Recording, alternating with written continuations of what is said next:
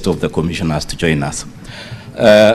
Mr. Speaker, I only come in on two issues, disciplinary control in the National Police Service. And the issue of disciplinary control includes actions against police officers who have been convicted of disciplinary offenses, which include such circumstances as has happened today. If the investigations lead to culpability of any officer, it is the responsibility of the National Police Service Commission to take the necessary steps and meet the necessary sentence to that culpable officer. And as you have said, the IG has already confirmed that he has interdicted 4 officers already, which is within his mandate as the Inspector General. When the investigations are over, we will be able to receive that report, and whether it will result, depending on the participation of each of the affected officers, meet the necessary sentence or meet the necessary punishment in terms of whether it is a reprimand, whether it is a warning, whether it's reduction in rank, or whether it is a dismissal. So as for us, we are waiting for the finalization of the investigations by IPOA and the support of the Inspector General and any other body that may give us information on culpability of any police officer. So at this moment, Mr. Speaker, we are waiting, and we hope the entire process will be open and transparent. Once we have all the facts, we will know which sentence to meet which officer, and which officer is supposed to get what kind of sentence. I submit, Mr. Speaker. Thank you. The DCI.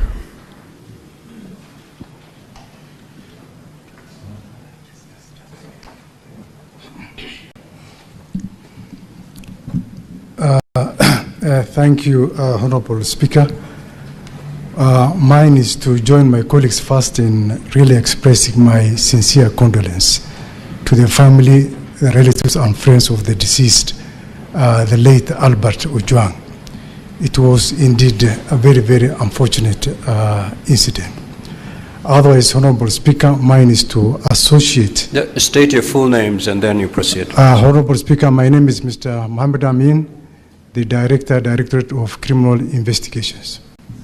And I would like at this juncture, Honorable Speaker, to associate myself fully with the submissions made by the Inspector General before this August House. And again, reiterate the fact that as a Directorate, we are ready and willing to assist the Internal Policy and Oversight Authority in terms of the investigations in whatever way we are requested. Thank you, Honorable Speaker. Now, Honorable Senators, those are the parties that we had invited for purposes of interacting with them on this matter of the death of the young man. I will now this is how we're going to move, Honorable Senators. If you take to the floor, you will state to which party you're directing your question to.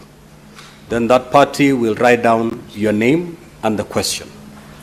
After we are done, I will call upon the CS. He'll pick whatever has been directed towards him and respond to it. And thereafter, we will move to the rest of the parties. Senator Eddie Okech.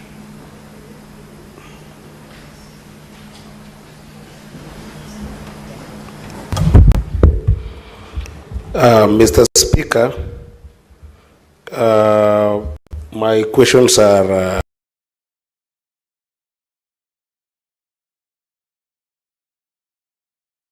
two. And actually, Mr. Speaker, if you read my first question in this statement, it was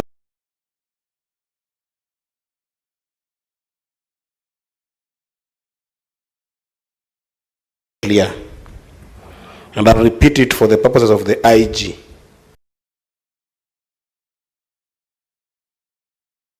Now that the CS has said that he has no eyes and he has no ears.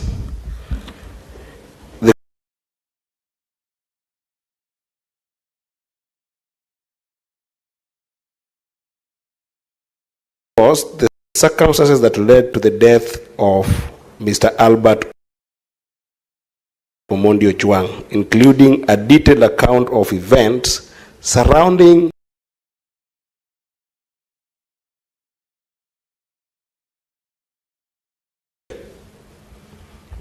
the DIG has stated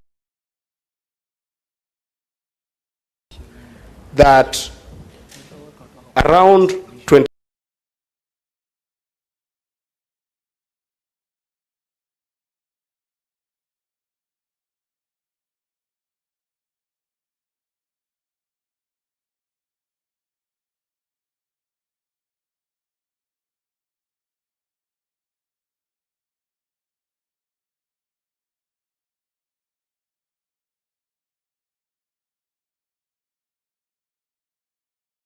wife, Albert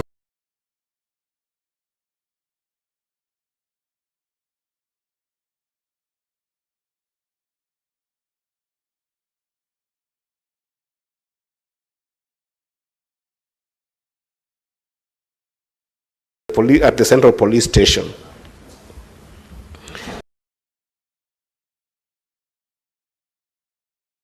Stated that Albert was booked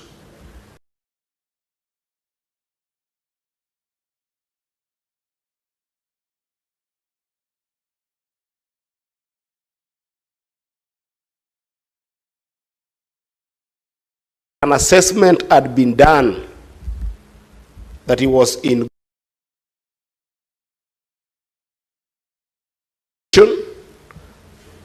good mental condition as well as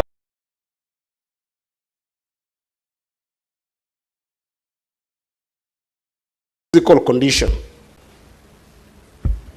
The question I'm asking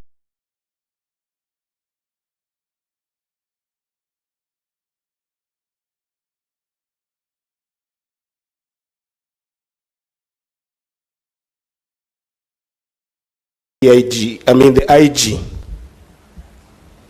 who beat Albert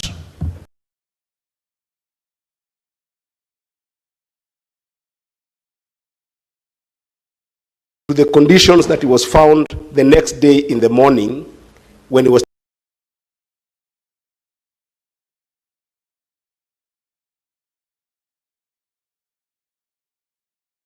hospital. What happened at that night is what we want to know. And alongside that, Mr. Speaker, the IG is on record having stated in the media that Albert hit his head on the wall. Who gave him that information? And does he still stand by that information, given what IPOA said of the autopsy report? That is what I want to know. What happened in that night? I thank you, Mr. Speaker. Senator Methu. Senator Methu, no speeches. Thank you very much. I'll be very, very direct to the point, Honorable Speaker. And Honorable Speaker, having listened to the man who, in my opinion, now carries the, or rather the man who was supposed to give us the evidence of the chronology of what happened, I am of this opinion, Honorable Speaker. We were told that the complainant is the Deputy Inspector General of Police. I'm of this opinion, Honorable Speaker, that from what the Inspector General of Police has said, it is my opinion that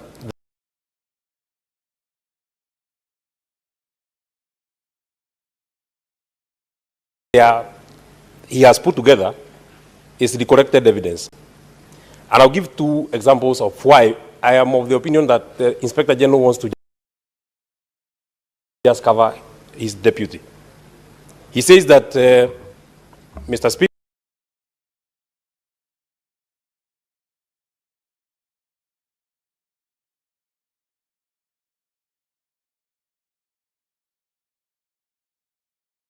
he says that the complainant lodged a complaint on the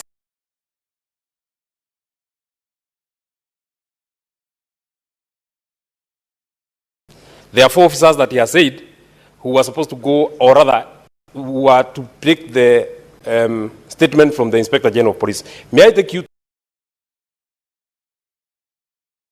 to June, when he has said 2 letters were made. One, they first received the response from the EACC on the 5th of June. They wrote another letter to the CAK on the 5th of June. On the same day, they received a letter from the CAK. Once they were satisfied that there is a case to answer, the officers went to arrest Albert. Now, Mr. Speaker, the officers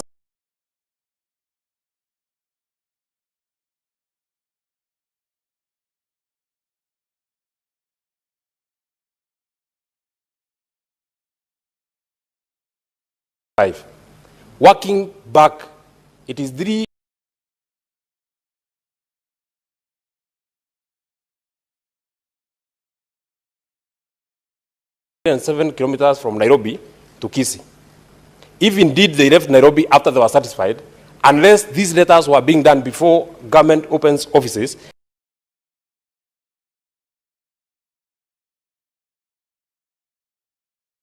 know that government opens offices at 8 in the morning. If they did a letter, for example, to the CAK at 8, and they got a response at maybe 8:15, if the government is so swift, then it means that they drove to Kisii in less than 3 hours.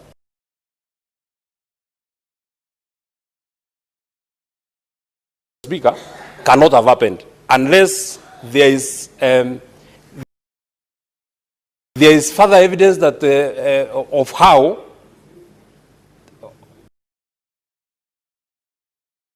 no, we have been told that they didn't fly. We have been told that Senator, they drove. Engage your colleagues, just proceed. Oh yeah, they drove all the way to Kisii, and they go to Kisii from what the Inspector General of Police has told us at 12:55 hours. Honorable Speaker, that already, this is eyebrows that this evidence has been reconstructed. This is not original evidence. This is not a true record. What happened to Ojwang? And I am very sad that the Inspector General of Police, in my opinion, I'm giving my opinion, a parent who is here. Just ask your question. Yeah, so that is my question. My second question, and Honorable Speaker, I don't know why colleagues have a problem. Order, honorable senators. Just One, let me just direct you. I will not take any points of order. We ended the sitting. We are here not strictly enforcing the standing orders. Allow the honorable senators, you've made a basis for your question, proceed to ask the question. You know, Mr. Speaker, we are here because we want to know what happened to Albert Ojwang.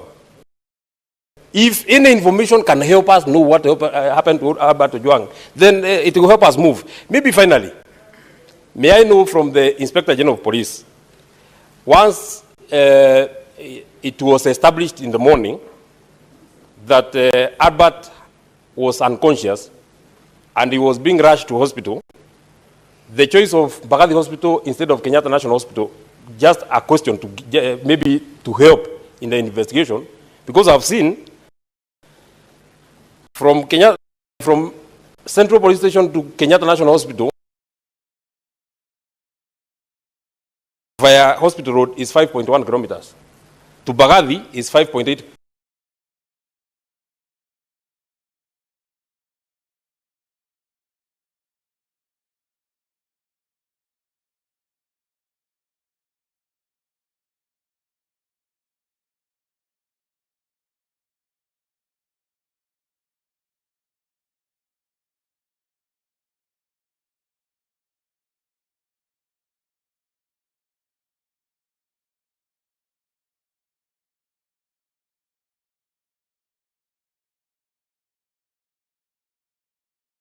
Mr. Speaker, I would have imagined that there are better facilities and there are better facilities.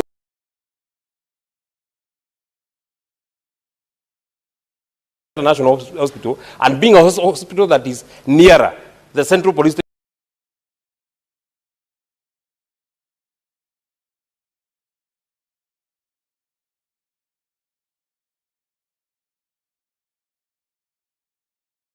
That is where Albert would have been taken. Thank you.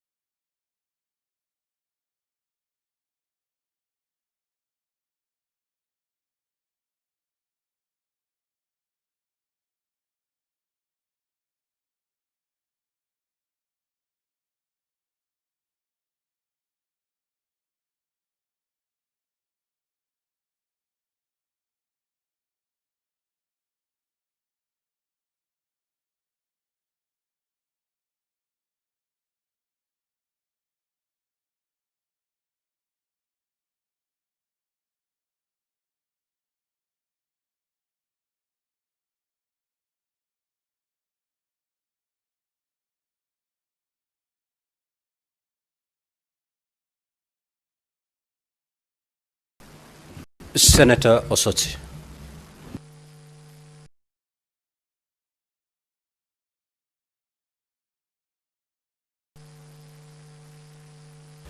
Thank you, Mr. Speaker. Mr. Speaker, I've listened to the IG very keenly, but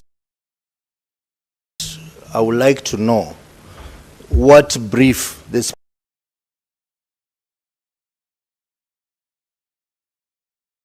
brief that led to the suspension of the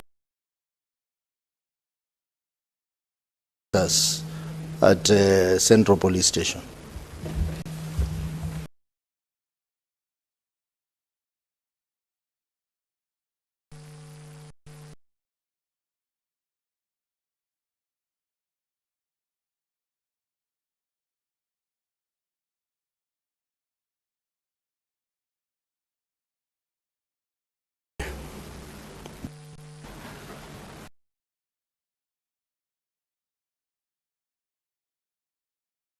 Mr. Speaker, my first one is to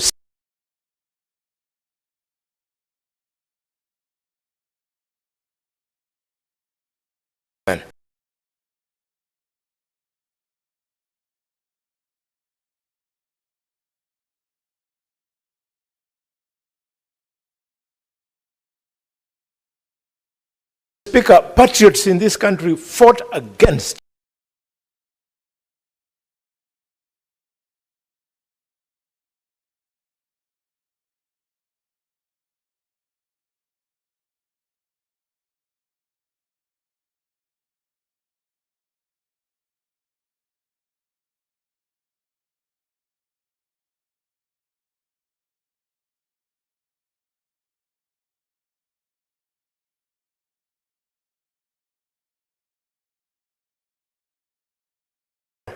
and CS Murkomen, I assure you, they are going to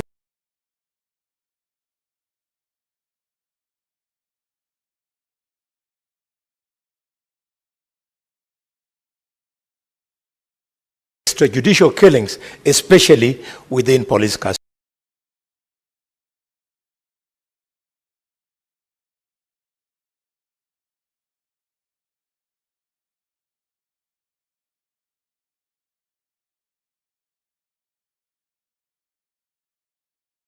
Is this CS?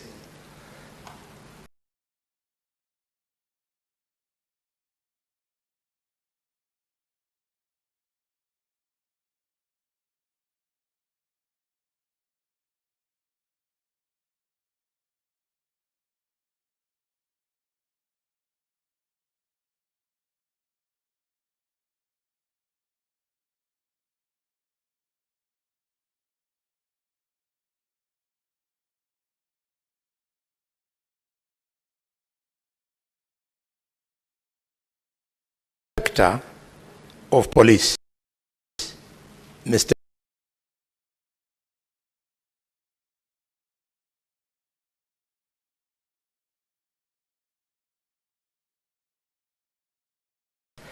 went against the provisions of Chapter 6,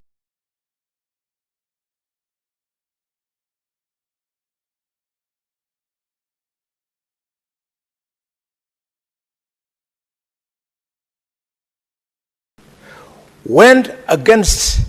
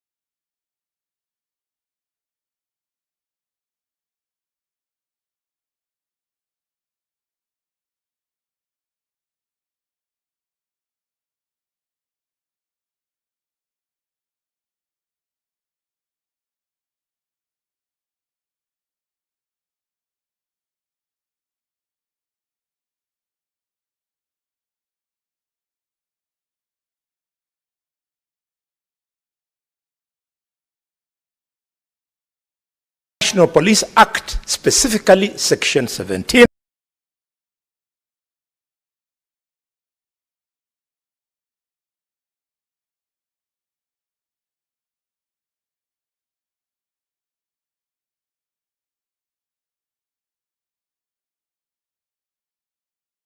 in general, the Leadership and Integrity Act.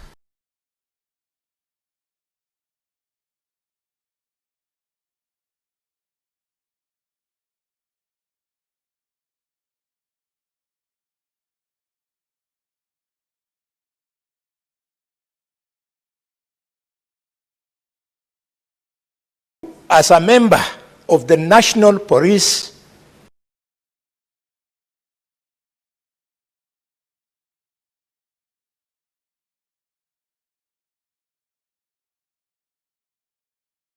the National Security Council, where you sit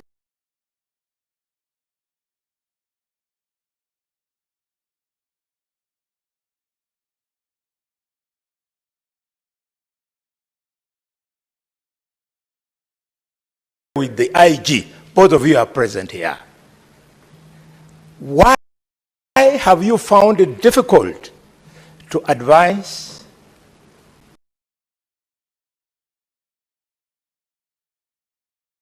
necessary authorities that elude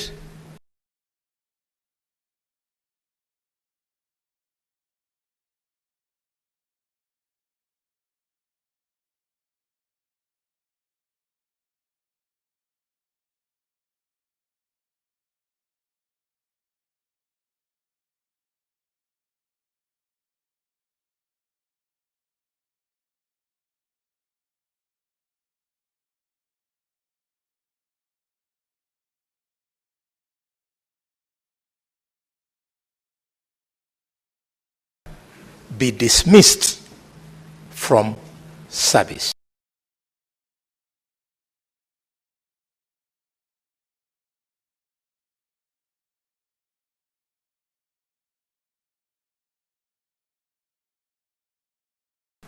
My next question, Mr. Speaker,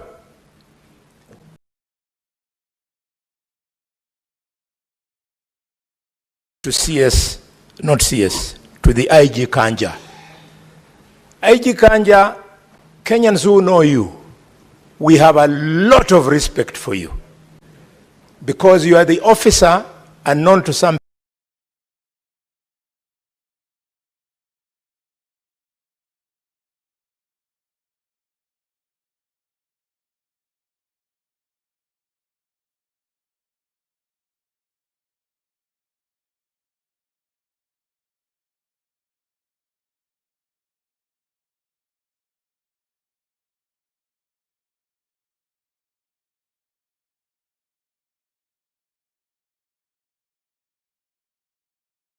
people who defeated the terrorists at Dusit 2.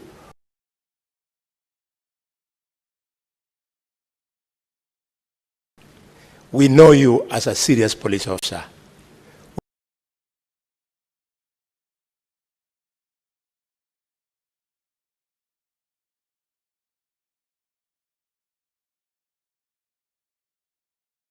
these killings under you, and now that Lagat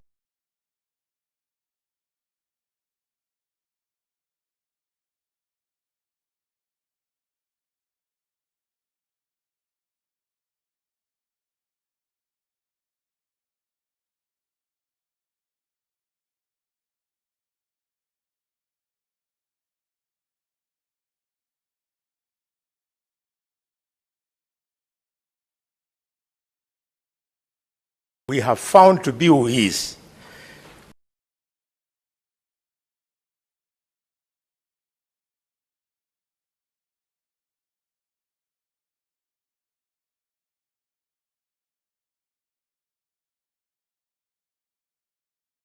Now very well see who has been undermining you. I therefore want to appeal to you. Tell this country, a spokesman by the name of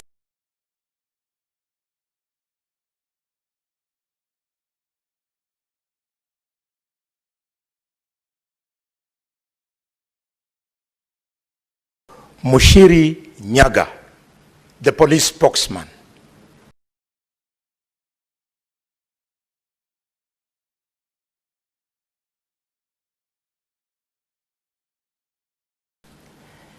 he misrepresented material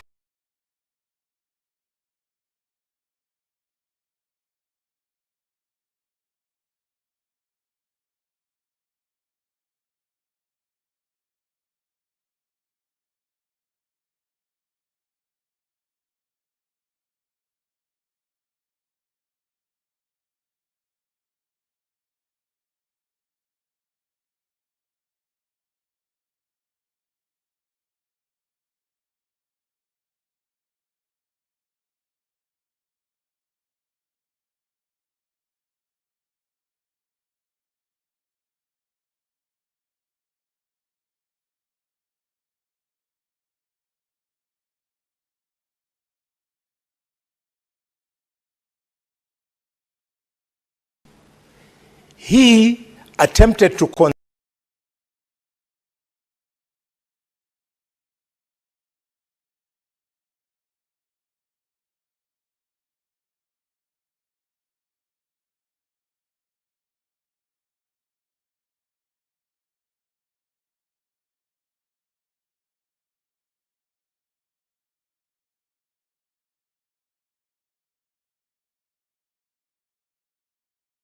conceal this killing. He went and interfered with the circumstances of the crime.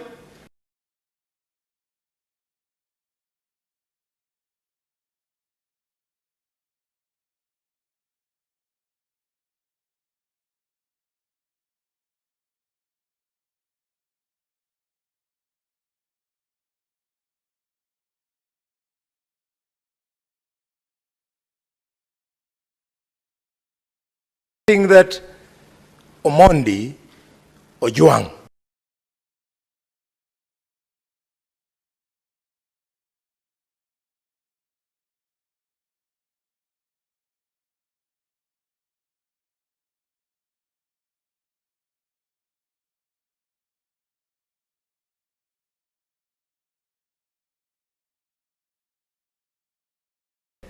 on the wall, IG Kanja.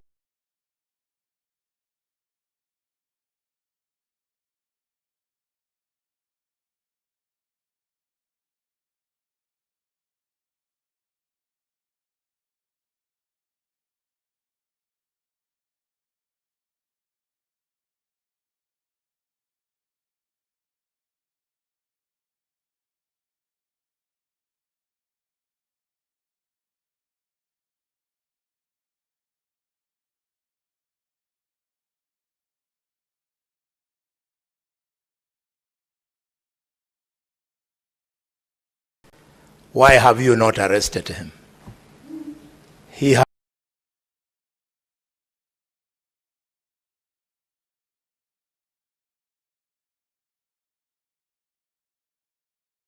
information which in his statement under arrest to point fingers at who gave him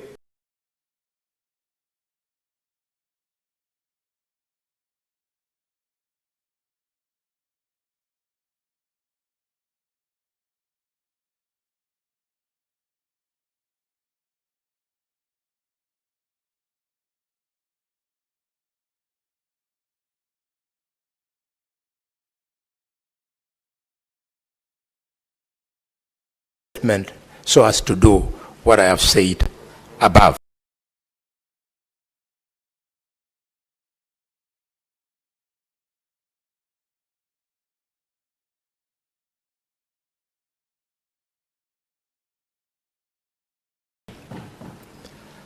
Finally, Mr. Speaker,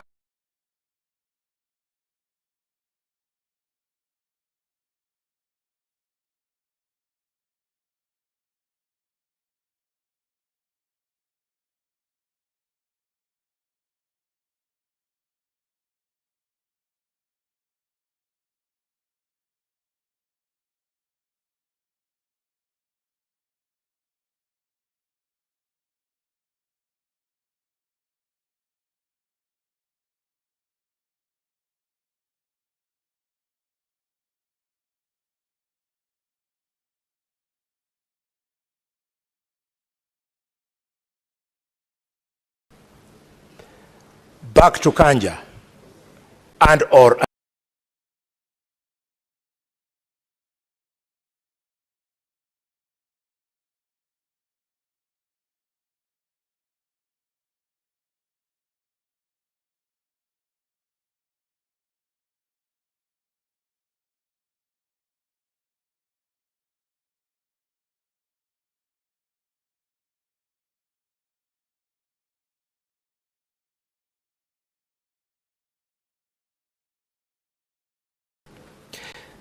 IPOA has now told us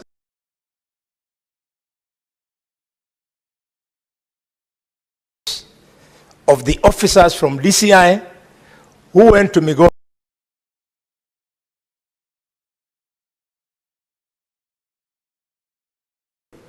to go and arrest Ojwang.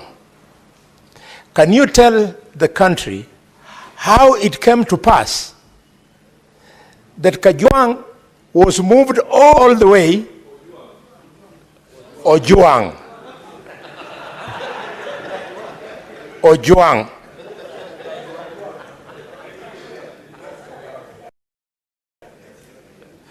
that Ojwang was moved all the way, hundreds of kilometers, contrary to the provisions of normal procedure that would have required that it be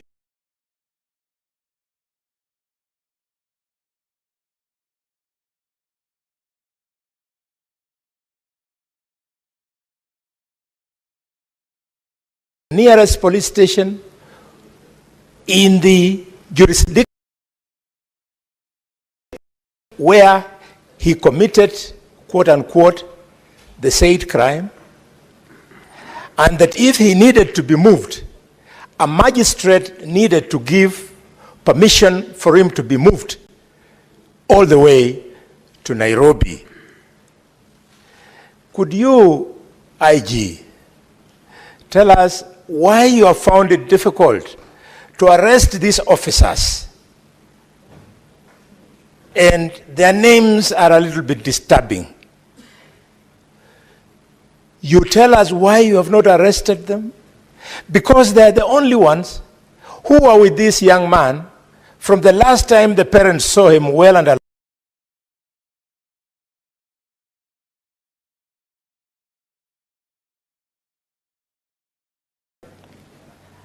Up to the time they came to Nairobi for the country to be told that the young man was dead. Finally, Mr. Speaker, I want to appeal to CS Murkomen. CS Murkomen, the National Security Council, where you sit, is charged with promoting and guaranteeing security of the country. And you have the audacity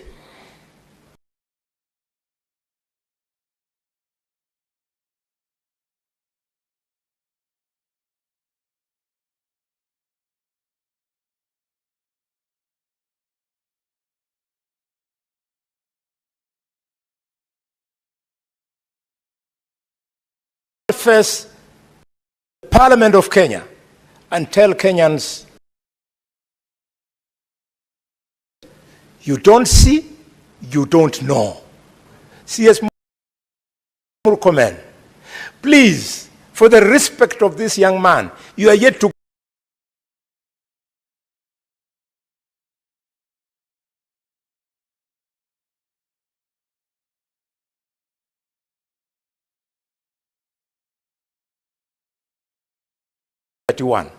Can you immediately resign?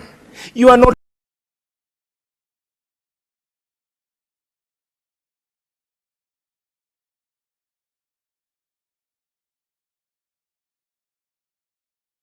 that docket.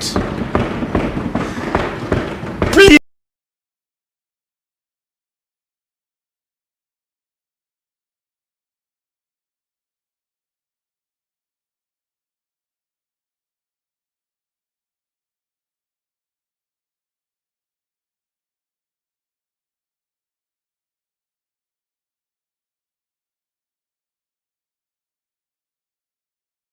It's not personal. And if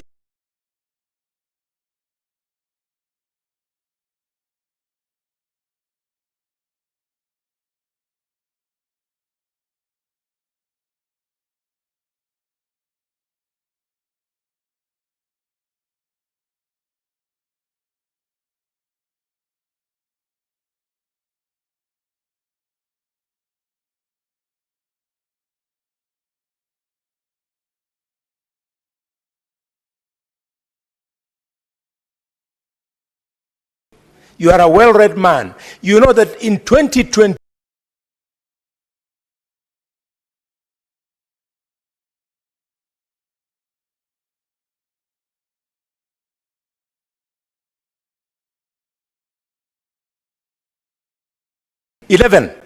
in Tunisia, a street hawker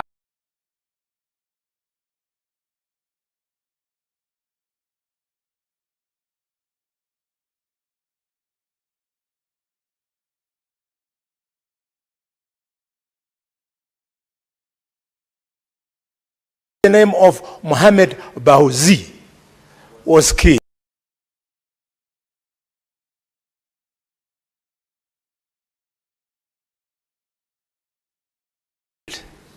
And people came into the streets, and the government of President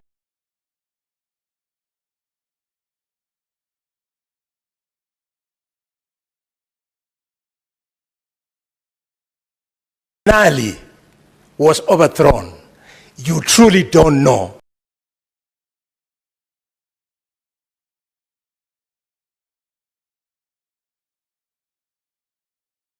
Playing with, please resign. You cannot be an inspiration.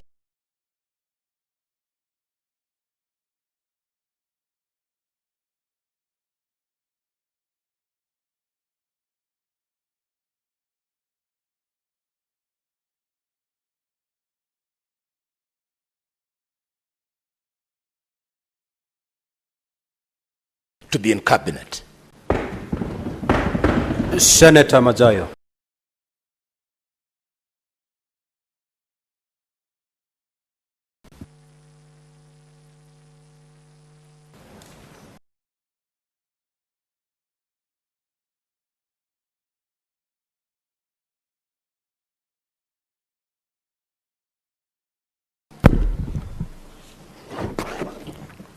Asante.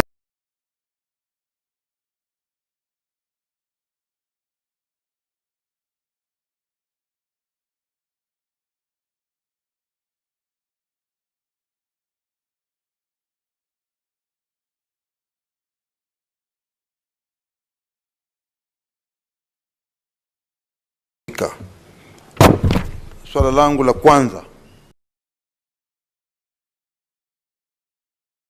linakwenda kwa Inspector Generali.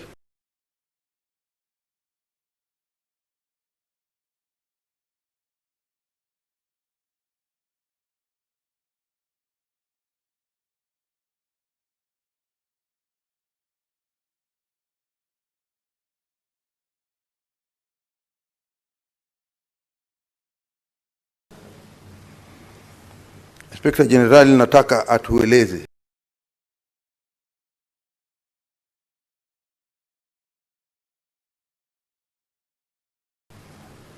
wazi kabisa ni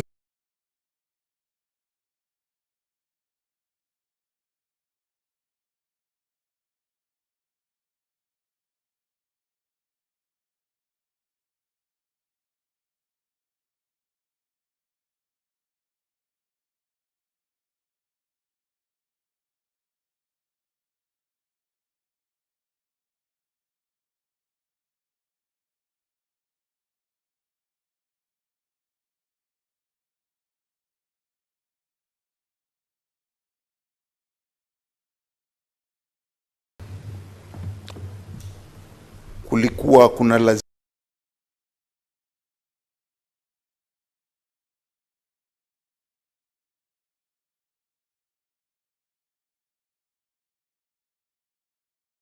kwamba huyu mtu aliyeshikwa kule Homabay, huyu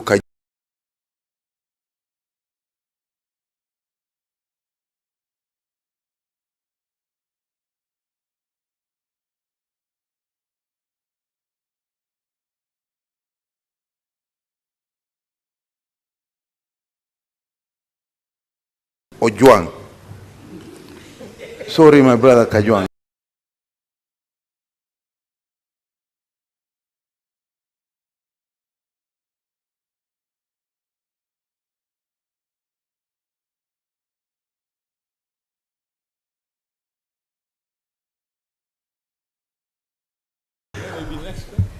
Huyu Ojwang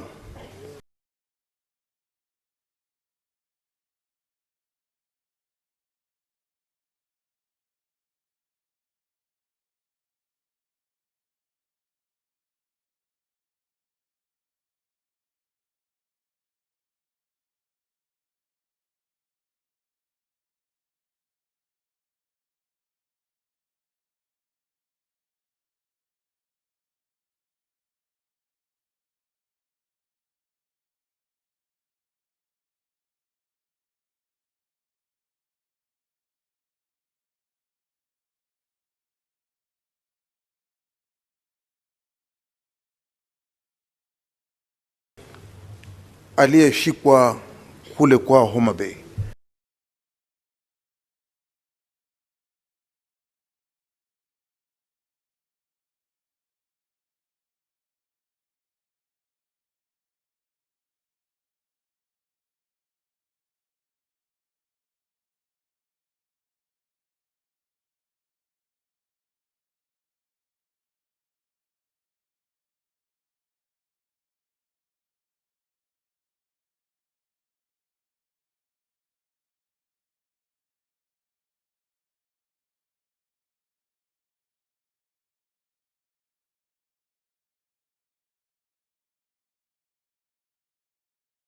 Kwa safari ya masaa mengi kama hayo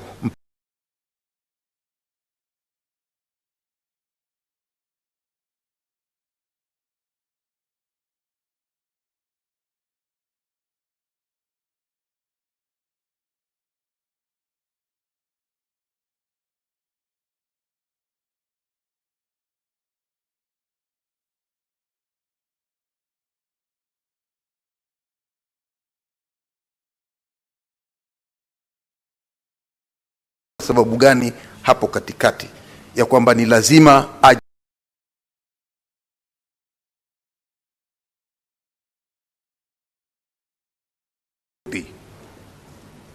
Swala la kwanza. La pili,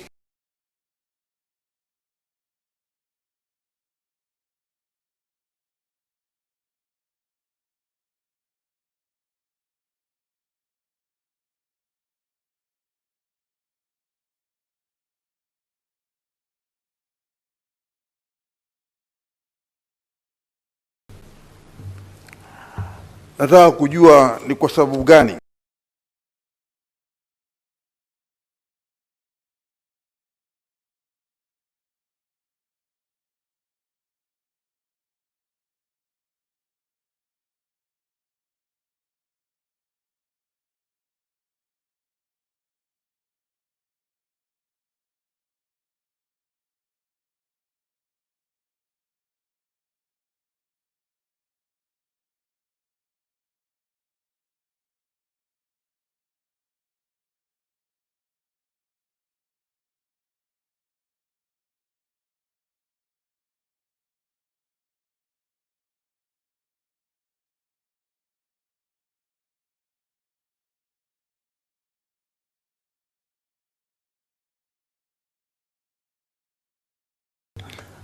alipokuwa amefika Nairobi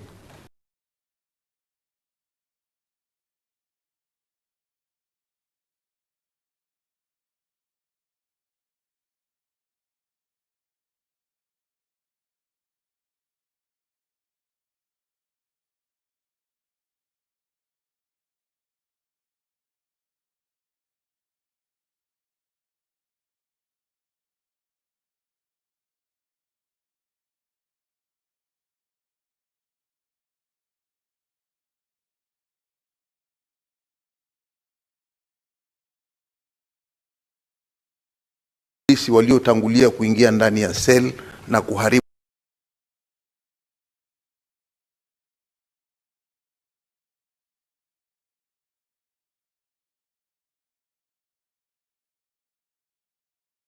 zile CCTV ziko pale ndani.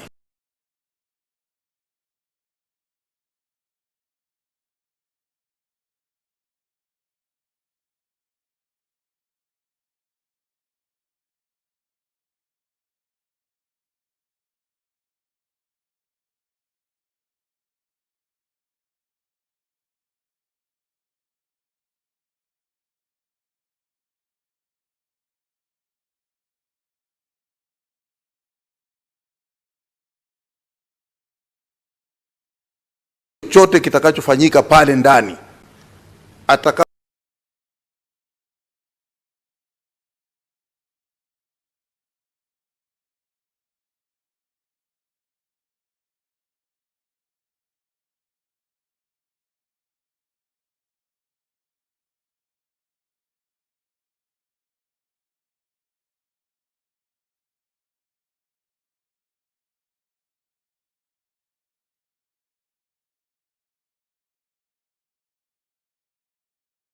atakayetoka hataweza ku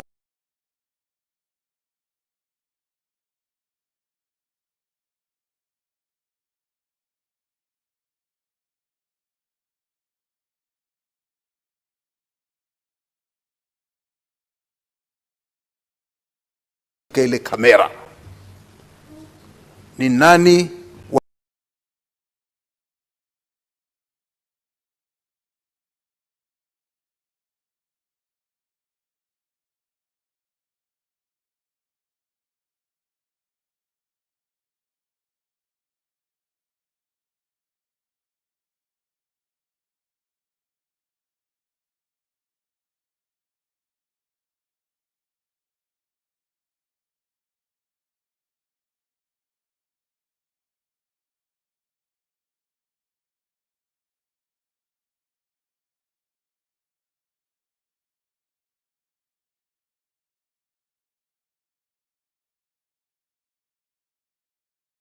tendo kama hicho ambacho kiliweza kupoteza ile CCTV.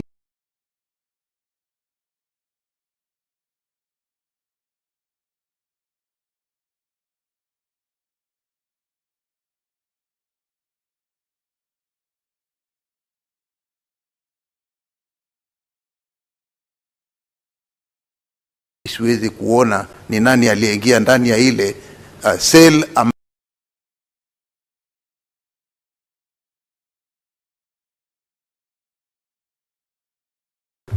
Ojwang alikuwa hapo,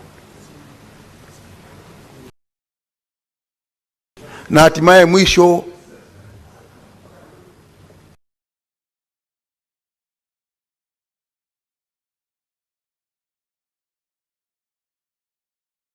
CCTV ambayo ingetusaidia. Wale watu waliingia pale ndani,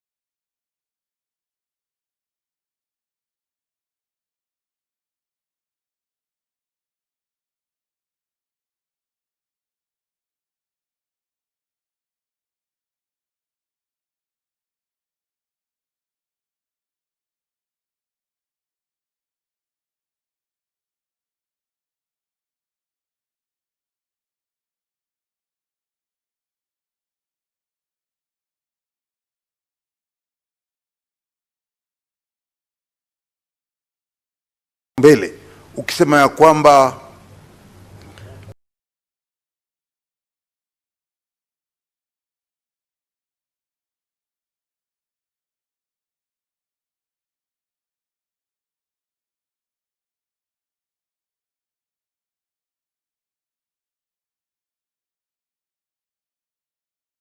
mwenyewe akafa.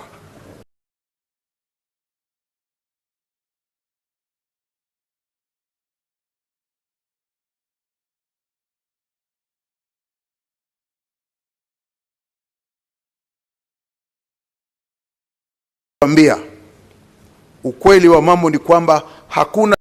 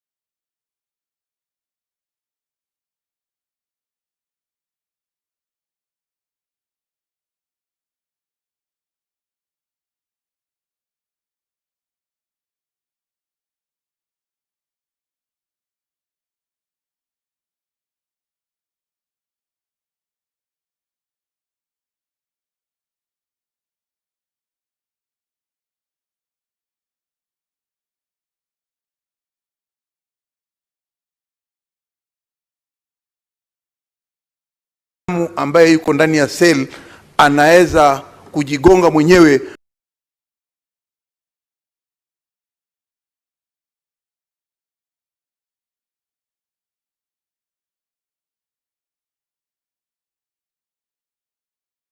jua, unless alikuwa na akili punguani kujua wale walioingia, wale mapolisi walioingia pale ndani na Ojwang ni kina nani. Tunataka kujua.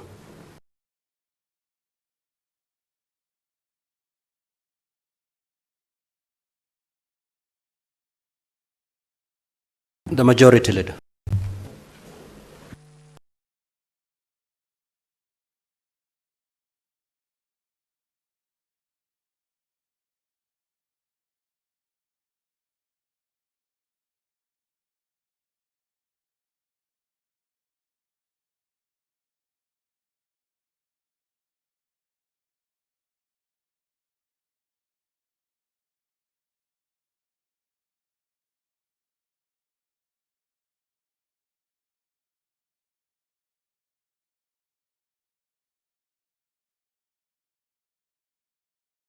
Mr. Speaker, I have followed the presentation from IPOA, who are the constitutionally charged body with investigating such incidents.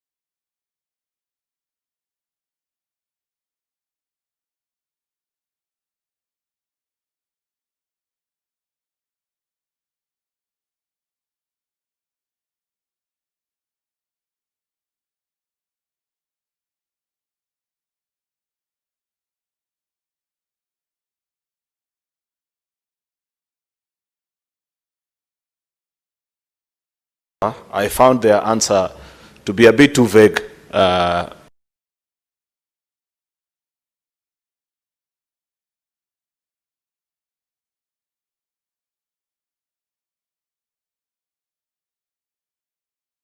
Reference to certain critical things.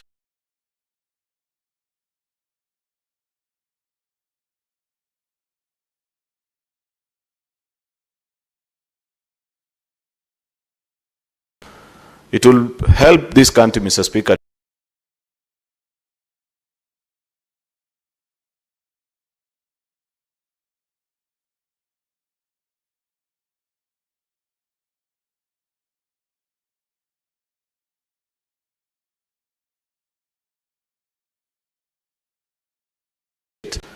if in the course of their investigation there have been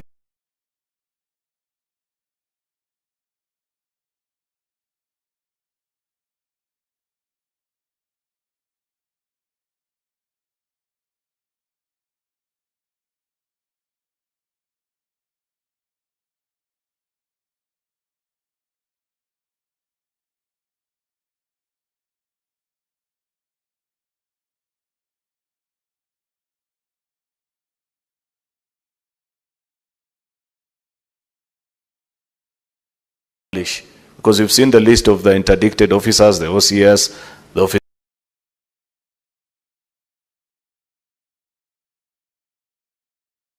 Mr. Speaker, and now this morning, IPOA has just listed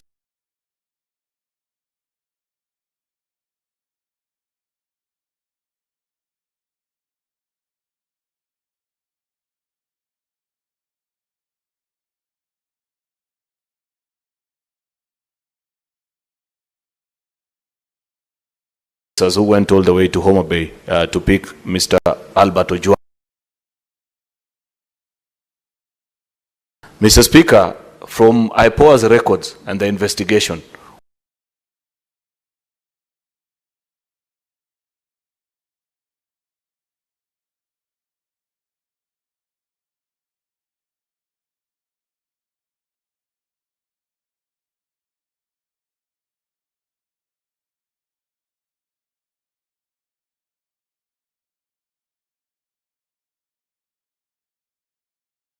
it have been beneficial if the representative, the vice chair from my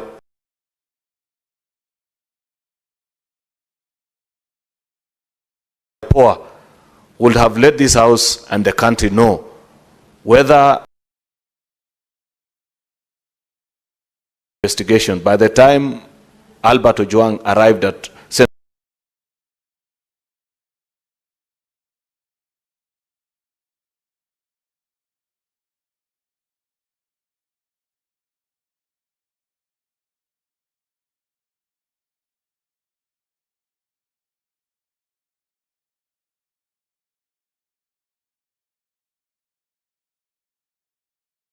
what was his state, Mr. Speaker?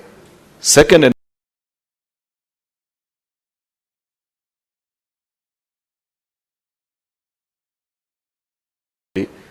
where are these officers?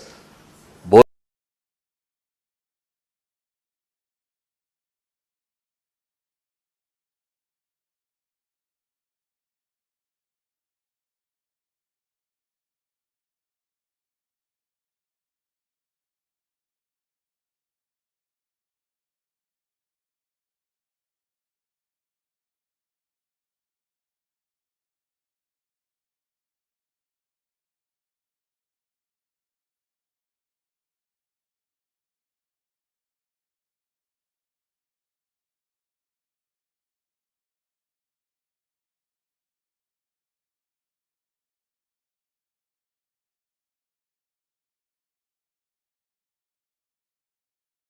Mr. Speaker, not both actually.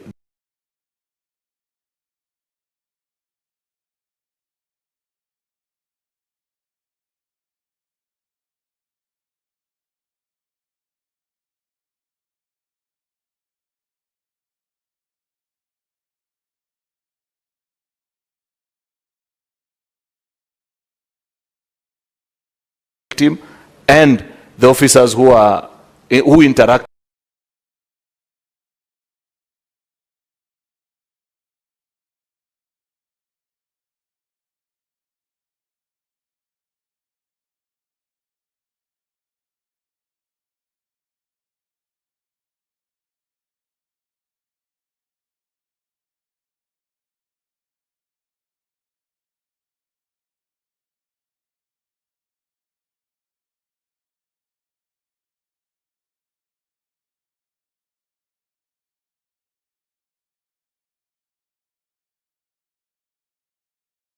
in the course, have they recorded their statements?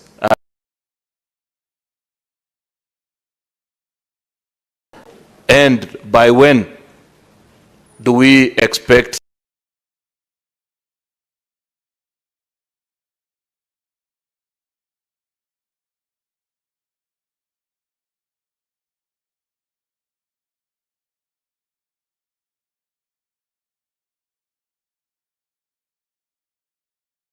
see, Mr. Speaker, the conclusion of this investigation?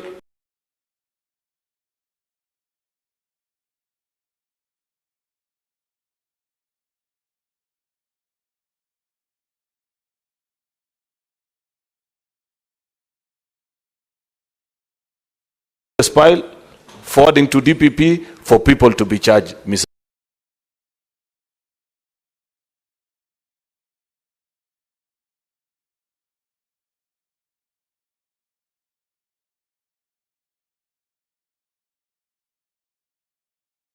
Specific items, Mr. Speaker, then I will appreciate and know.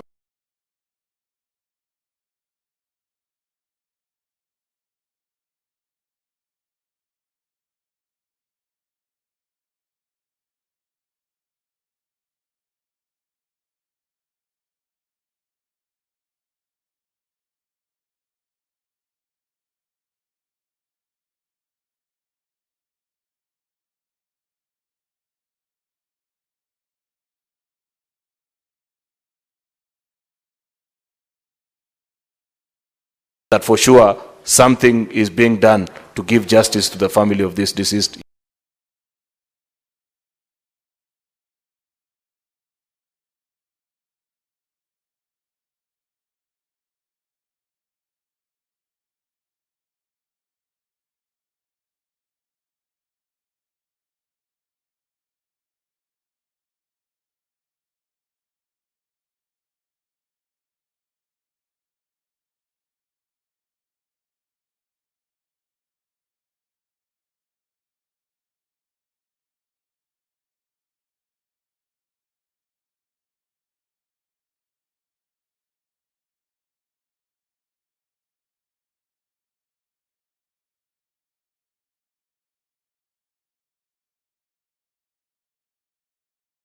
Senator Ojwang.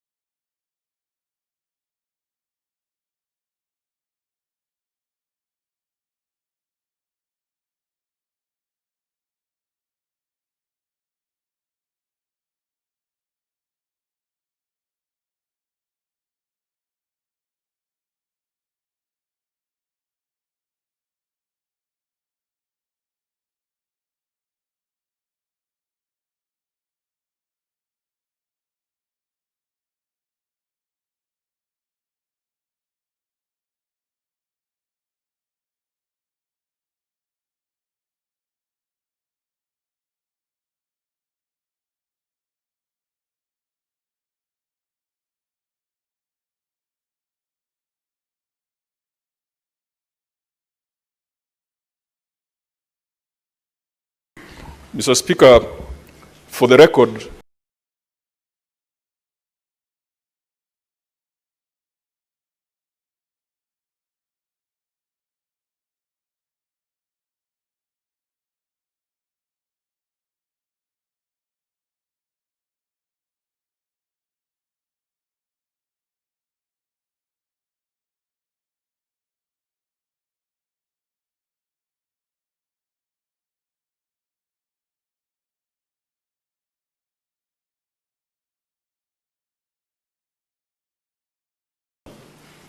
in Luo, means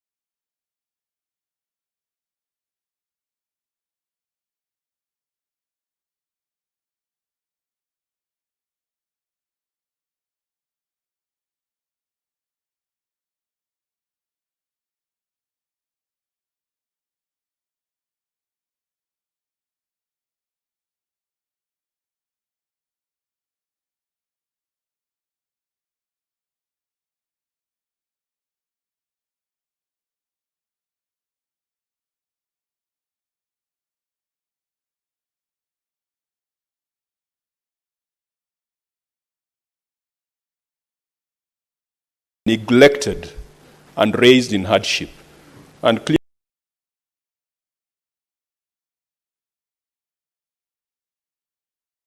you can see it has come to be true in the case of Albert that we are talking about today.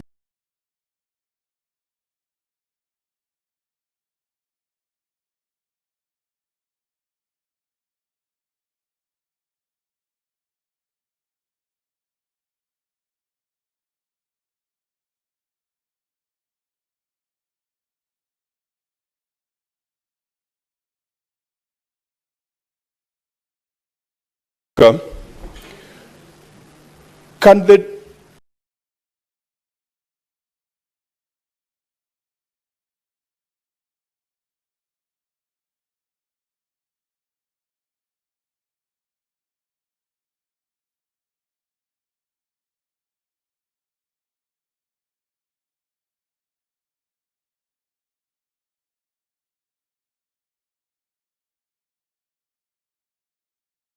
police withdraw and apologize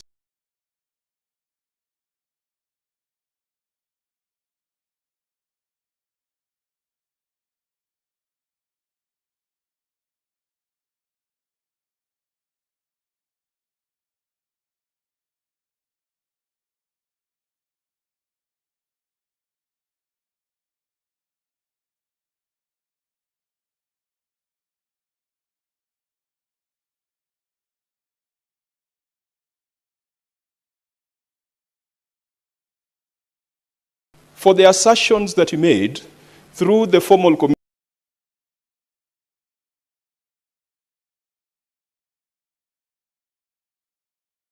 that Ojwang killed himself.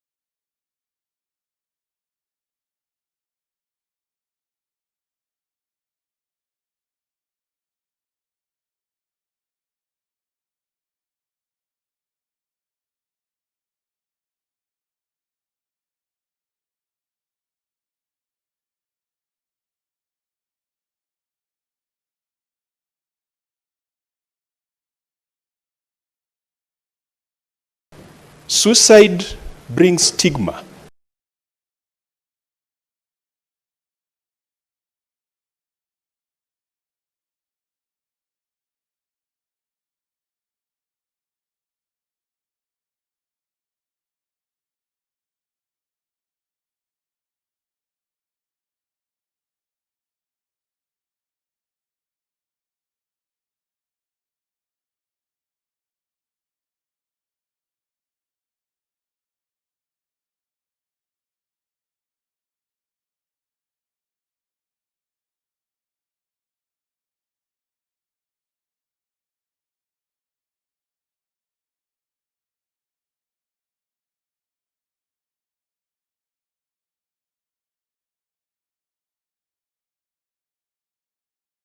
the IG of police has brought and told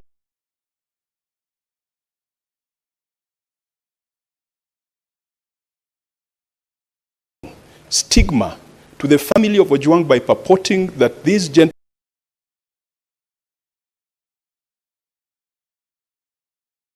killed himself when the autopsy clearly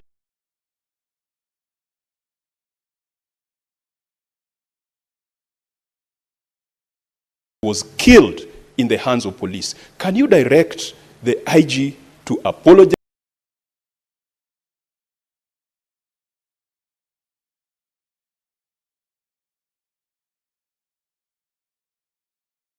on the floor of this house on the strength of the autopsy report?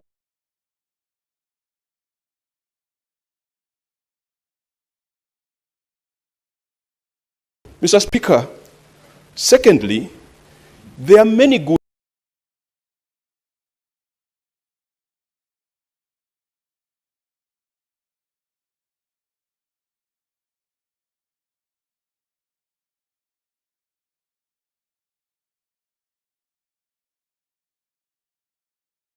service. We must agree, all the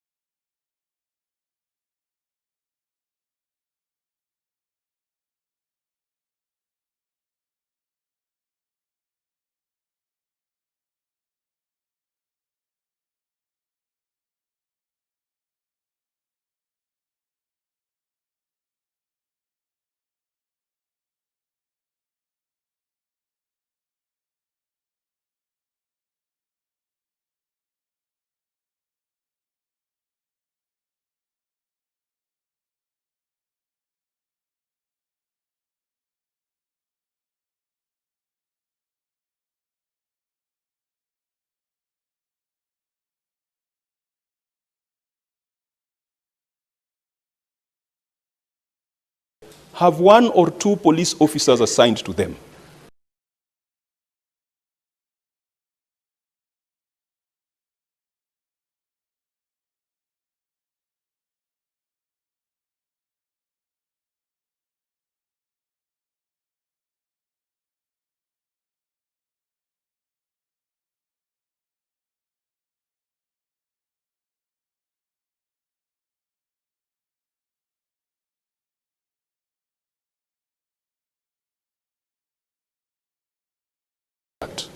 But there are few but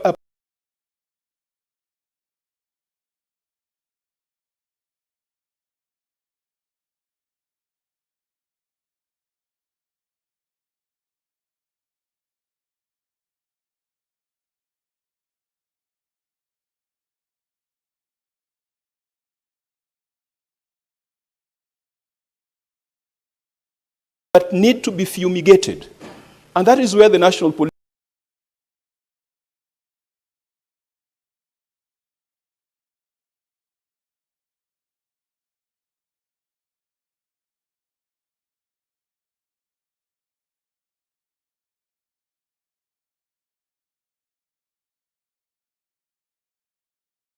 comes in, and the CS for Interior. As a CS,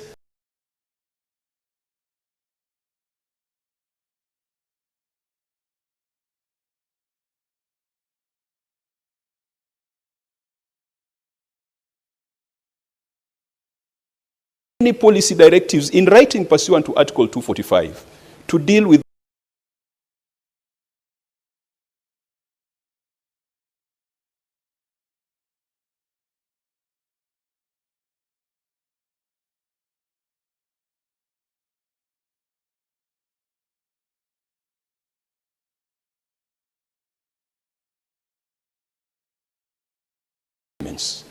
Mr. Speaker, further, if you pursue the proxy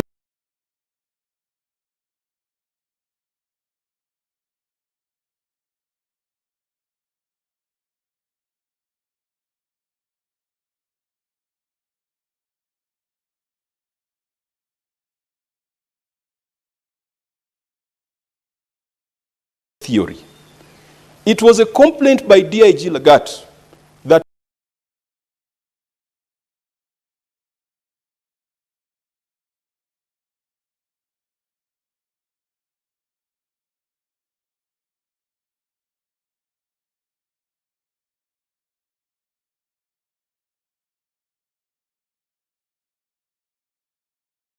to the arrest of this young man in Lida, in Mawego, and that led to Mr. Speaker, why is DIG Lagat still in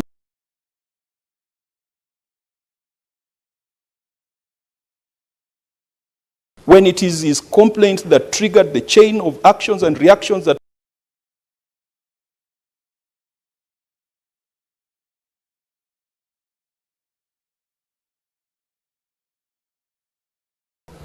can the Inspector General tell us why?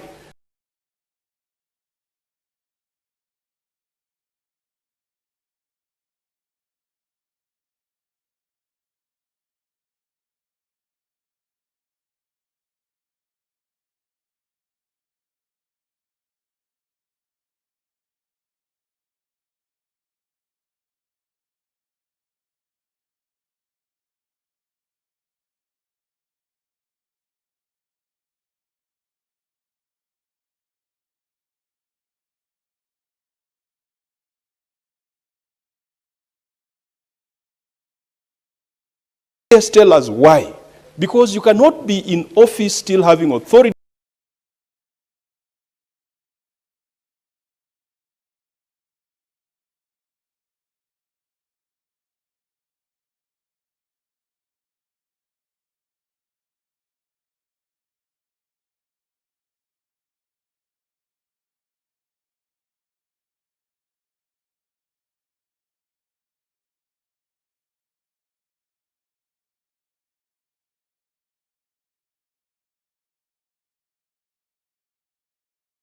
And you are the person who is being investigated. Mr. Speaker, I said there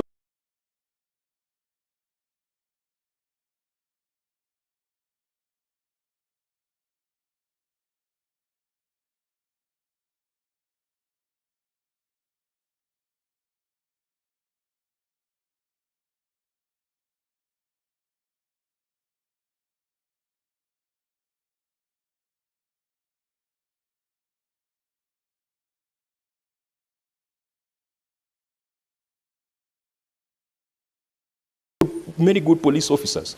The stepping aside of DIG Lagat is not going to lead to the collapse of the police force. And Mr. Speaker, what Kenyans want to see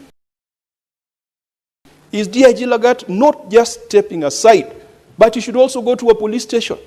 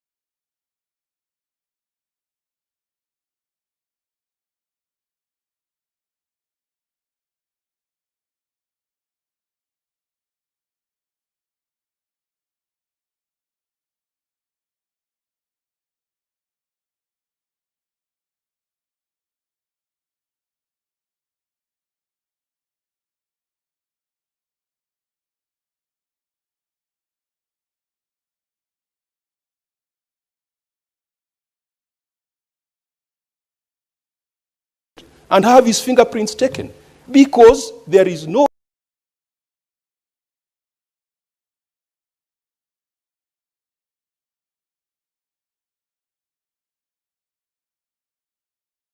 carry out an investigation without addressing the proximate cause of the chain of events that led to the death of this young man. Mr. Speaker, we have been told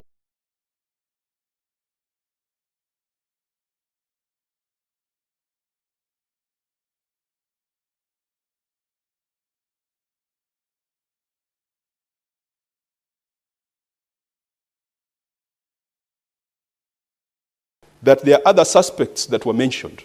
There was Kevin, who was taken to Kenya and ultimately, I think, ended up in Kamukunji.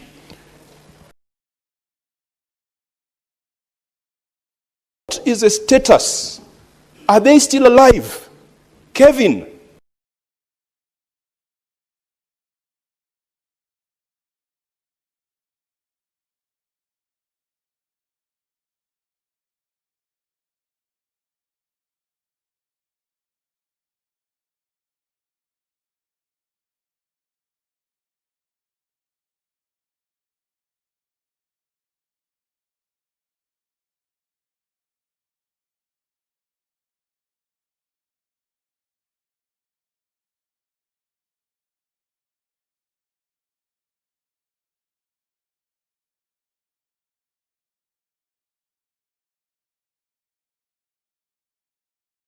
Dorcas, Peter, Douglas,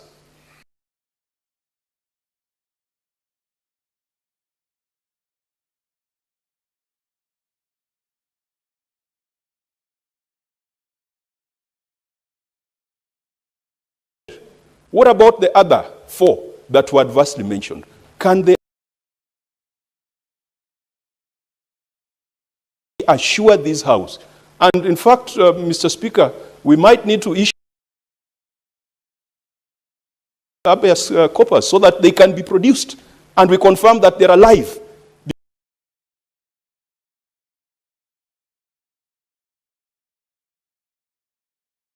One of the co-accused is right now lying at the city mortuary. Finally, Mr. Speaker, the CS has pointed us to Article 245. And Mr. Speaker,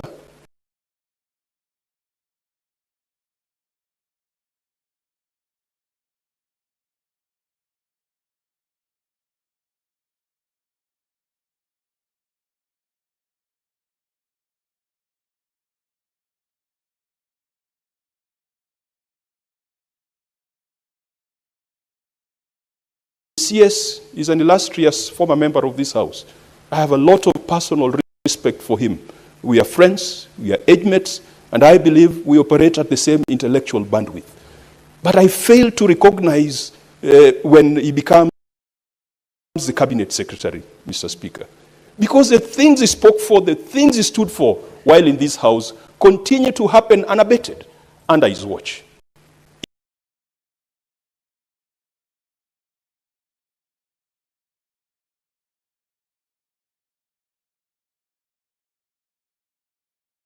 Very articulate and eloquent when talking about the killings in Elgeyo Marakwet.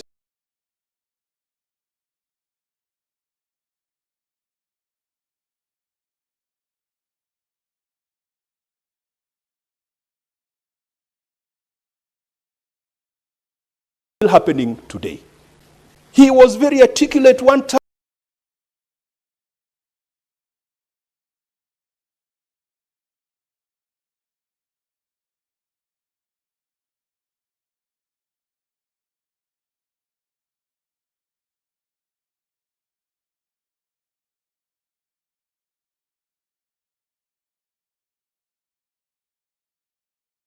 The police came to the presence of Parliament, Mr. Speaker.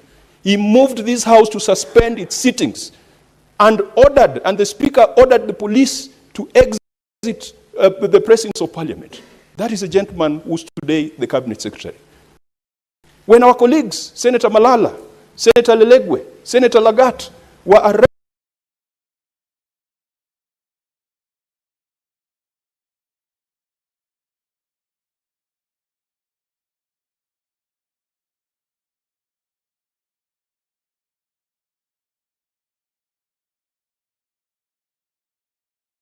on the eve of an important debate, The then Senator Murkomen was passionate, articulate, eloquent, citing the relevant provisions of the Constitution, and moved this House to adjourn until the rights of our senators were observed. Could the CS tell us? I know he might not tell us what happens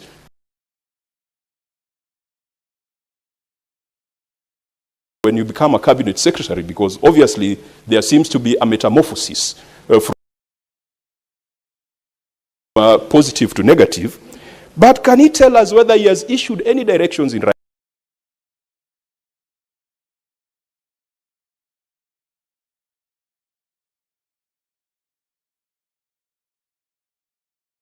As he had referred to Article 245. And he tables them before this House and before the relevant committee, whether he has given policy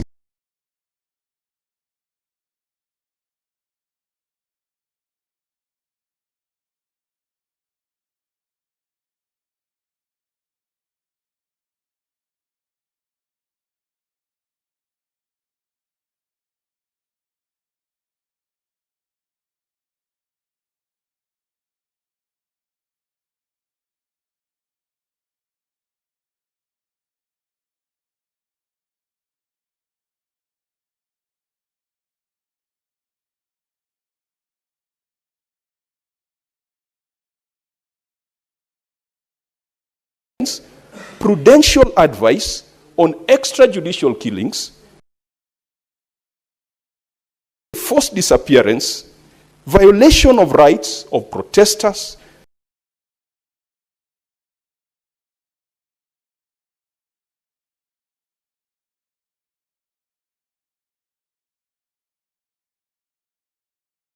citizens, the emergence of vigilantes and state actors who are abducting people in this country. That is part of his responsibility. Can he confirm that he has lived to that responsibility? Thank you, Mr. Speaker. Senator Mungatana. Asante sana Bwana Spika. Bwana Spika, kifungu cha 239 cha katiba ya Kenya inasema vitengo vya usalama ni vitatu: Kenya Defence Forces ama jeshi, National Intelligence ama majasusi, na polisi. Na inasema mamlaka hizi tatu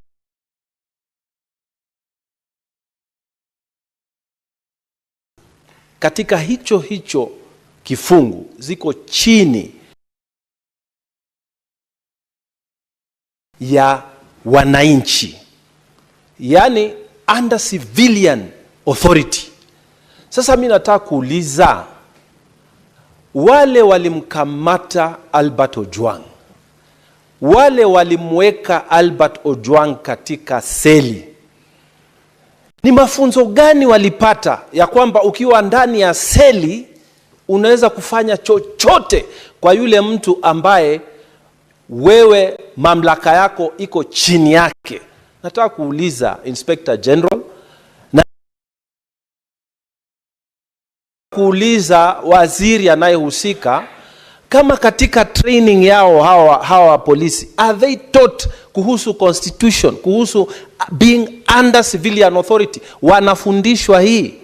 Ya pili, mawakili wote ambao washawahi kusimamia wateja wao ambao wanashtakiwa na kesi za jinai, ukienda kwa police station pale mbele, Bwana Speaker, ukitaka kuona mteja wako yoyote, ni lazima ujiandikishe kama wakili, ni lazima useme ni nani unamuona.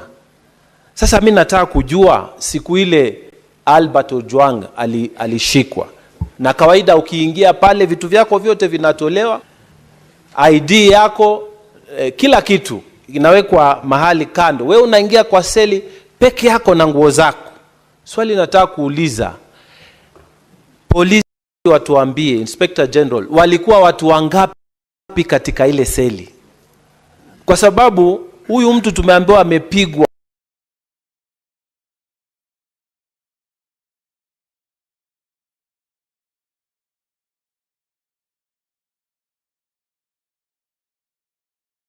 Amekufa kwa sababu ya maumivu aliyopata. Sasa either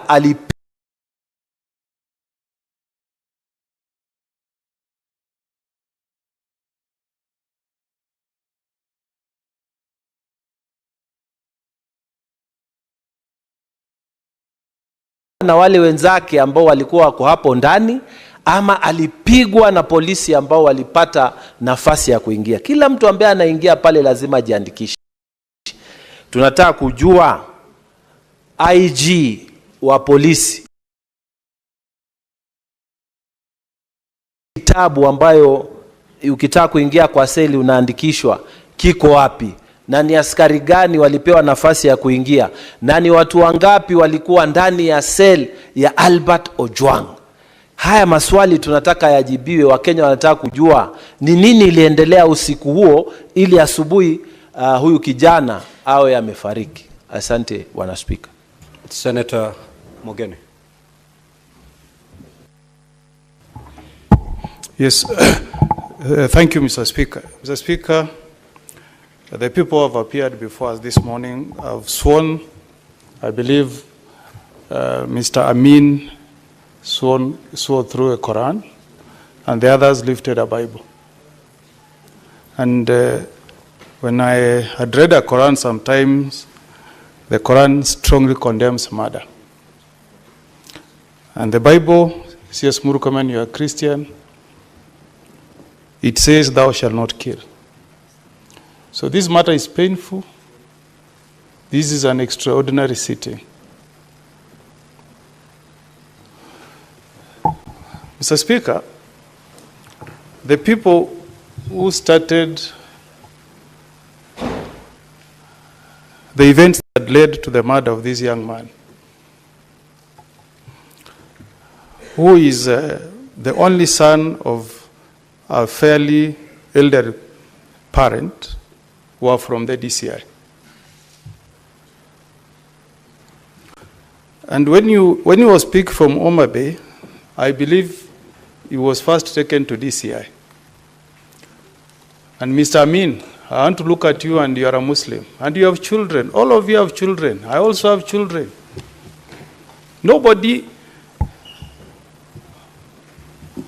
will have any joy when you see somebody's son die. Honorable Mogeni, the 2 hours have lapsed. I will therefore extend for a further 45 minutes. Thank you. So, Mr. DCI, I believe that at the DCI offices, you have CCTV cameras. So if we need to connect the events before we end up at Central Police Station, Mr. Speaker, the life of Ojwang stopped. We can also stop everything we are doing to get to the bottom of this matter. If we had John, Mr. Speaker, can we get the CCTV cameras that will track the movement of this young man from the DCI headquarters all the way to Central Police Stations, if we sincerely want Kenyans to know the truth, so that we know whether this guy was taken to Central Police Station dead or alive.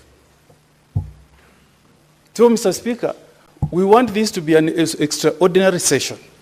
If we have to go to the bottom of the truth, can the DCI tell us this afternoon, since you have sworn by the Quran, that you can get us the CCTV cameras that will show us the state this late man was when he left DCI, assuming that the CCTVs cameras at Central Police Station were tampered with. One. Number two, this is to IG now. This was an ordinary suspect.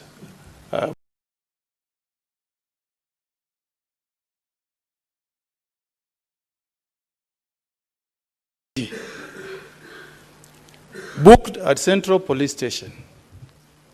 I want you to, and Murkomen, you are a lawyer, you are a colleague. And we know you have a wife and you have children. I also have children, Murkomen. So we are here pained for what the police have done. Murdering a Kenyan in a police cell. Somebody's only child. How heartless can you guys be in the police force? So we want to know why. Why was this young man, Ojwang, booked alone in a cell at Central Police Station? If this was not covered up.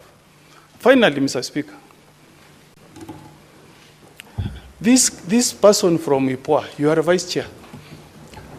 The chairman of IPOA knows that we are investigating a matter where a Kenyan has been murdered in a police cell. A safe haven for any criminal. When you go to a police cell, lawyers will know it's a safe haven. Mr. Speaker, I want to know this afternoon, where is this chairman of IPOA? Mr. Speaker, where is the chairman of IPOA? When we have adjourned every business to address this matter, what is that so important business that he can travel out of the country instead of coming to the house to give us the answers that we are seeking? Finally, Mr. Speaker, this is to CS Murkomen. Because you are a colleague, we were with you here last session. You know chapter 14 as a total 10 articles, 10 of them. You know that Article 240 establishes the National Security Council. If you read Article 4, Article 240 is about Article 3. It says the council shall exercise supervisory control. Supervisory is a verb,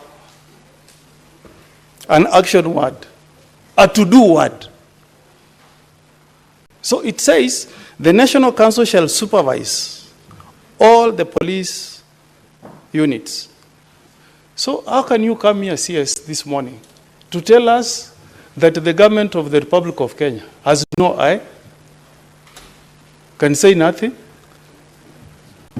When the Constitution commands the police units to respect human rights, the rule of law, and fundamental freedoms. Fundamental freedoms demand that if I'm a suspect, arrest me, take me to a police station. If there is a crime I've committed, take me to a court of law. So I want to ask you, CS, this morning, do you want to tell us that the government of the day, led by the Commander-in-Chief, has got no supervisory powers over the police force in Kenya? Is that what you are telling the Senate of the Republic of Kenya this morning? Those are my questions. The Deputy Speaker.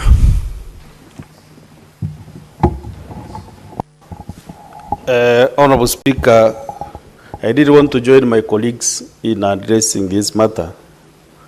And Mr. Speaker, the report that the DCI officers who brought Albert Ojwang to Nairobi, and the report that he was safe and his body was okay, was of good health.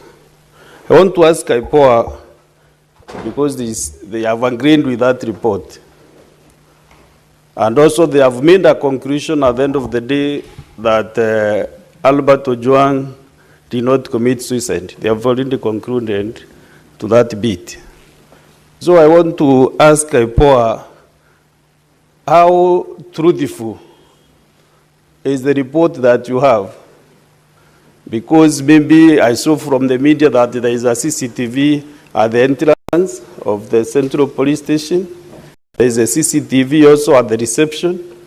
All those CCTV cameras destroyed, that you have nothing completely to explain whether Albert Ojwang came when he was sound and safe. And maybe whether you are correlating the traveling from Homabay to Nairobi and to DCI the way my colleague has explained here. So, because if you're investigators, you know, you cannot give us half-baked information. Just tell us exactly what has been happening. And because you are vice chair, you know, the chairman could really be the person to pin down. But because you are the vice chair, there are some things maybe even you have not privy to what is happening. Where is the chairman? Where is he that he cannot attend this important session? That the Senate of the Republic of Kenya has stopped all business to handle this matter since yesterday, Mr. Speaker. We spent actually the whole afternoon yesterday, today morning, we are ready to stop any business. I was to travel actually to my county. I have suspended everything that I was to do, either personal or official duties, so that we can handle this matter. Mr. Speaker, we can even decide we do it even in the afternoon. We are not in a hurry. We want to stop this thing once and for all. We want to help Kenyans. We want to help the government of Kenya to function. We can only help if we deal with the officers working for the government. Maybe the person at the helm might not be aware of what is happening, but we can only deal with issues affecting Kenyans if we handle officers of government to task. Let them explain.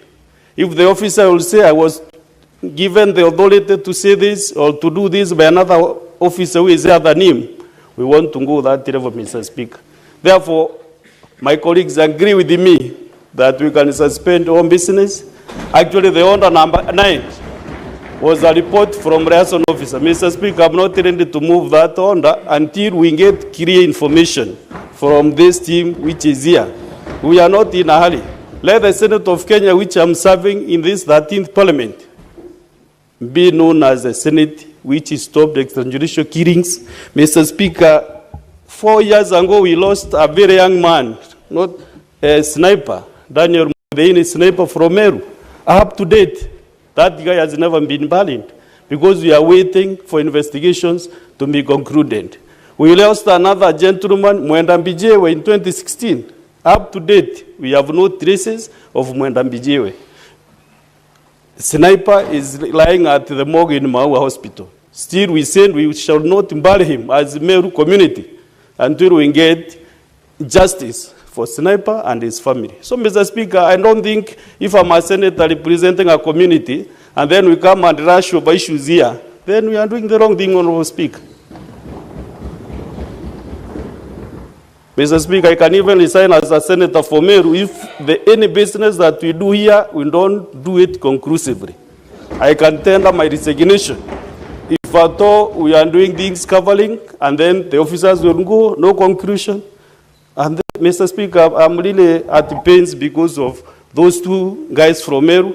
Now the case of Homabay, I mentioned again, Homabay is breeding. They lost an MP the other day. They have lost another young soul. Mr. Speaker, we must get these things right, Mr. Speaker. And when we are consulting with my friend here, Majority Leader, he is also at the pains. He wants to see everything. Kila kitu acha ituchimbue kwa hii msakato saa hii, Bwana Speaker. Asante sana, Bwana Speaker. Senator Wambua, Senator Mazai and Senator Majority Leader just approach the bench. Senator Wambua, you may proceed. I thank you, Mr. Speaker. Mr. Speaker, first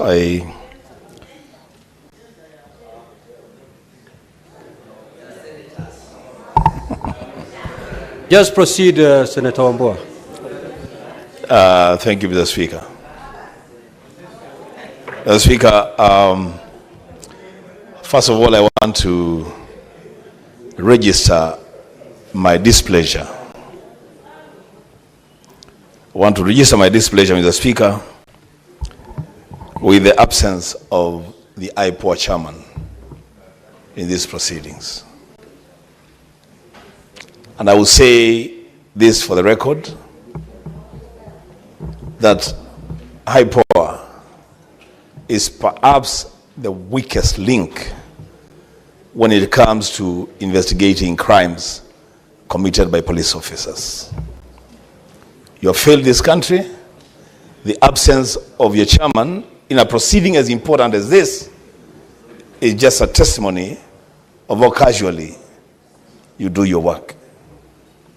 To hear that the IPOA chairman is in Arusha, undertaking whatever business he's undertaking, when this matter is being transacted in the Senate, is a shame. Now let me go to the questions that I want to ask. One, to the AG. Was Central Police Station the first police station for Albert to be booked upon arrival in Nairobi? Is that the place where he was first booked? Secondly, IG, did you tell us on record and under oath that the OCS Central Police Station confirmed that Albert was in good physical health at the time of being booked in the police cell? For us, if that question is answered, IG, then it will lead to a lot of other conclusions. Was this man okay when he was being booked in the police cell? One IG, who interfered with the CCTV cameras at the Central Police Station on the night in question? And you cannot tell us you don't know. Because if you don't, there's a big problem. Who exactly interfered with the CCTV cameras and for what reason? Number 4, to the CID boss, Amin. What is the fate of the arresting officers? Where are they? Where are your arresting officers? We have been told that officers that just booked in a suspect at the Central Police Station have been suspended. We've been told they have recorded statements. What about the arresting officers? Where are they? You have given us their names. Are they still in service? Perhaps pursuing the next suspect. Where are they? And it is at that point, Mr. Speaker, that I must put it straight to the CID boss. That Kenyans have a big problem with officers from your unit. A big problem. In fact, I will say it on record in the Senate, that the operational tiff between your officers and regular police officers is a source of serious concern to the security of this country. You cannot tell us that officers who just received a suspect have been suspended from service, and that the officers who did the arrest and transported a suspect all the way from Awego to Nairobi, we don't know where they are.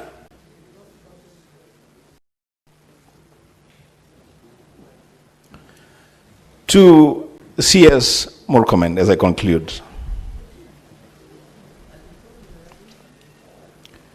You are our colleague.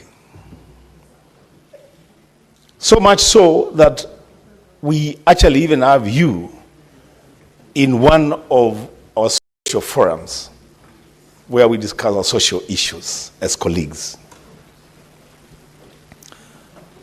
My brother, when the country was faced with similar circumstances while you served with us here, you took a very firm position. I remember the day when you seated there, really digging into the character of then Regional Commissioner Natembeya, because you believed that he was doing certain things that were not right for Kenyans. To hear you today, Senator C.S. Murkomen, say that you have no eyes on matters security is a big, big betrayal to what we as leaders stand for. It's actually a shame. CS Murkomen, you can and you must do better. On this one, you can and you must do better. You must be the first person demanding answers before we even bring you here. You must be the first person even demanding that aids within the senior police officer's role. Now, Speaker, as I conclude my submission, this matter, and I have seen you have called our leaders. I don't know, maybe you consulted on the issue that I want to raise. The Speaker, this matter is so grave and so important that we cannot limit time for this. If it means that we spend the whole day today here dealing with this matter, so be it. So be it. A life has stopped inside a police station. For the first time, I'm now being confronted with admissions from police officers that a police station is a scene of crime. And that crime is murder. Mr. Speaker, this is a serious issue. If people are being killed in police stations, we cannot say that we are rushing to other things. As Senator Meru said, we have suspended a lot of things. I'm supposed to be attending a party PG, but I say no, this is important. This is important. The Speaker, give senators, colleagues, a chance matter. And if need be, if we need CCTV camera to be played, to just get to the bottom of this matter, the Speaker, so be it. I submit. Senator Veronica.